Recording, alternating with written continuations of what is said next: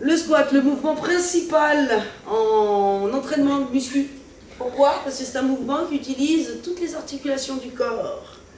Et oui, il travaille le dos, il travaille les abdos, il travaille les fessiers, arrière de cuisse, intérieur de cuisse et extérieur. Après, il y a les positions de pied. Bon, on va voir ça.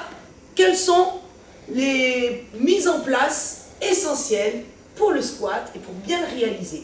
Je invite Pamela à prendre cette barre.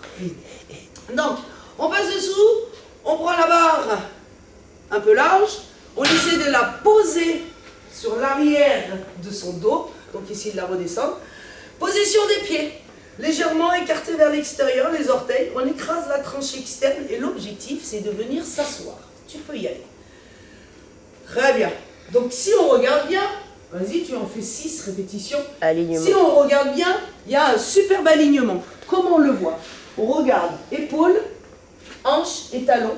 Et il y a cette barre qui descend vraiment verticalement. Et il y a les fesses qui partent vers l'arrière. Si je me mets devant elle, elle ne bousille pas, pardon de l'expression, ses genoux. Et elle est là, et il faut bien presser dans les talons pour chaque poussée. Lorsque vous poussez, essayez de tirer les coudes vers l'avant. Non. Allez-y, descendez. Alors, il y a aussi une petite remarque. Elle va faire encore une petite répétition, elle va poser la barre. Je vais l'aider à la poser. Quand vous faites de la muscu ou n'importe quoi, vous êtes plus sur une méthode d'entraînement qui est la pliométrie. Ça veut dire quoi? Ça veut dire que vous descendez, vous êtes là et hop, vous remontez. Donc vous avez ce petit rebond. Moi, ce qu'il faut, si vous voulez prendre du volume musculaire, il faut être vraiment attentif sur la contraction, sur le mode concentrique. Ça veut dire quoi? Ça veut dire que lorsque vous descendez tout doucement, vous gardez une seconde de pause pour ensuite remonter.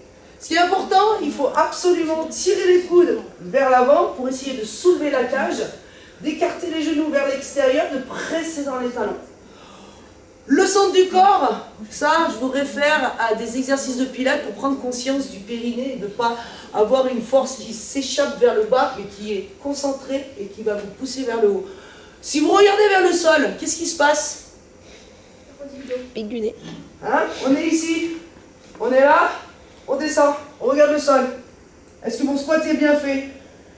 Non, pourquoi? Parce que les genoux dépassent la pointe des pieds. Donc déjà, il faut tirer les fesses vers l'arrière. Et ensuite, pour ne pas porter sur son dos, il faut tirer les coudes vers l'avant pour hop, regarder droit devant soi.